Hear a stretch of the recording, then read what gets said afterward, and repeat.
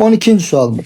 Hansı ədədin 12'de ne soruşur bizden? 0 tam %15 hissesi beraber 12 tam onda 5 ədədinin 0,6 hissesine. Buradan x'i tapanda 12 tam onda 5 vur 0,6 böl 0 tam %15. Surət məxrəci 100'e vursak 125 vur 6 böl 15. O da bərabərdir. Deməli biz buradan 15 ile 6'nı x'e yaparsak 3'e. Burada 2. Burada 2. Burada 5 kalır. Deməli 2'ni 125'e vuranda olur 250 bölünsün 5. O da beraber olacak 50. Yani C bəndi. 13. 13'te deyir ki hansı ədədin 0 tam %25 hissesi 13 tam onda 5 ədədinin 0,5 hissesine beraberdir. Buradan x'i tapdıqda olur 13 tam onda 5 vurulsun 0,5 sürətdə 0 tam 25 məxrəcdə. 100'e vursak 135 vurulsun 5 bölünsün 25. O da beraberdir. 5 ile 25 gelir 1 burada 5 kalır. 135'i de 5'e böləndə 27. Bu da olacaktı bəndi. 14. 14'te soruşur ki bir brigada müəyyən işi 7 saat. Yani birinci brigada 7 saate görür. İkinci brigada 6 saate yerine yetirir. Bunları bildik. Onlar birlikte 3 saat işləsələr işin hansı hissəsi görülməmiş qalar. Birinci işimiz birinci brigada 7 saate tam eləyirsə 1 saata 7'de 1 hissəsini eləyəcək. Bu da 6 saate tam eləyirsə 1 saata 6'da 1'ini eləyəcək.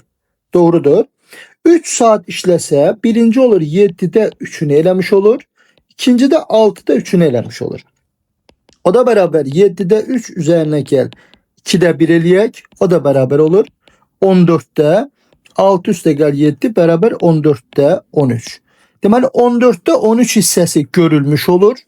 Birden de çıksaq 14'te 13 hissəsini cevap neçə qalacaq? 14'te 1 qalacaq. 15-ci sualımız. 15'te deyir ki ambarda olan taxılın 11'de 3 hissəsini satdılar.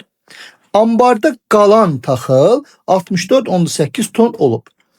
Deməli biz bu 11'de 3 yəni kəsrlə verəndə hər birinin yanına x əlavə eləsək ümumi bizdə 11x ton taxıl var. 3x'ini satıblar. Qalıb nə qədər? 8x qalıb. Onda biz 8x'i bərabər 64,8 yazsaq x bərabər olacaq 8 tam onda 1. Bunu bildik. Deyir əvvəl ambarda nə qədər taxıl var idi? Deməli biz 11'i də vurmalıyıq 8 tam onda 1'e. Ne olacaq? Buranda 11, 88 qalır nə? 1, 9, 8. Buradan da bir dənə vergül alırsak 89 tam onda 1 ton taxıl var idi. 16-cı sualda deyir ki 13'te 2 hissəsi torpağa bastırılmış dirəyin görünən hissəsinin uzunluğu 5 tam onda 5'dir. Direğin uzunluğunu tapın. Deyir bu sualların hamısında sürət məxrəcə x ala bilirik. Deməli 13x ümumidir. Baxın ümumi. Bundan 2x'i torpağa bastırılıb. 2x bastırılıb. Deməli neçə x qalıb? 11x bərabər 5 tam onda 5 olsa x bərabər olur 5 onda 5 11'e bölündə 0 tam onda 5. Yəni 2'de 1 olur. Doğrudur. İndi bizden soruşur direğin ümumi uzunluğunu soruşur. 13'ü vursak onda 5'e o da beraber olur 6 tam onda 5 metr. 17. sualımız. Deyir A ədədinin 5'te 2 hissəsi 270'dir. Onda buradan A'nı tapanda ne olacak? 270 vur 5 böl 2 olacak. Buradan da biz alırıq ki 272'ye bölünür 135 kalır. Cevap olur 135 vurulsun 5. Keçdik B ədədinə. B'nin onda 8 hissəsi 180'dir. Buradan da B bərabər olur 180'i vurmalıyıq 10'a bölməliyik 8'e. Başqa sözlə bunlar ixtisar getsə 2'ye burada 4 burada 5 kalır. Yani 180'i 4'e böləndə də 45 vurulsun 5 olur. Aydın olur mu? Olur. Bura qədər doğrudur. Bizdən A böl B'ni istəyir. Deməli A böl B bərabərdir. 135 vurulsun 5A olacak. 45 vurulsun 5 de olacak B. Burada 5'ler gelir. 135'i 45'e böləndə də düşür 3 dəfə. D bəndi. 18. Deyir A ədədinin 18-də 0.8 hissəsi 576-dır. Deməli A-nı 0.8-ə, yəni 10.8-ə vuranda 576 olubdur. Buradan A-nı tapanda 576-nı vurmalıyıq 10'a, bölməliyik 8'ə. O da bərabər olacaq. Deməli 10 ilə 8 ixtisar getsə, burada neçə qalacaq? 4, burada qalacaq 5. 576'nı 4'ə böləndə 1, 17'də 4, 16'da 4, vur 5. A-nı tapdıq. Deyir ki, B ədədinin 5'dəki hissəsi B-nin 5'də 2 hissəsi 360'dır. Buradan B-ni tapanda 360'ı vurmalıyıq 5'ə, bölməli 2'yə. O da bərabər olur 180 vurulsun 5. Bizdən də A böl B-ni istədiyi üçün bunu da başqa nə yazaq? A böl B bərabərdir. A-nın yerinə biz 144 vurulsun 5, B-nin yerinə 180 vurulsun 5 yazırıq. 5'lər ixtisar getsə, qalır neçə? Deməli 144 və 180'i 36 ixtisar yaparsaq, yuxarıda qalacaq neçə? Aşağıda 5, yuxarıda 4 dəfə. 5'də 4, yəni 0.8 deməli. 19. Deyir ki, barqrafda gün ərzində mağazada satılan meyvələrin miqdarı kiloqramla göstərilib. 19'da.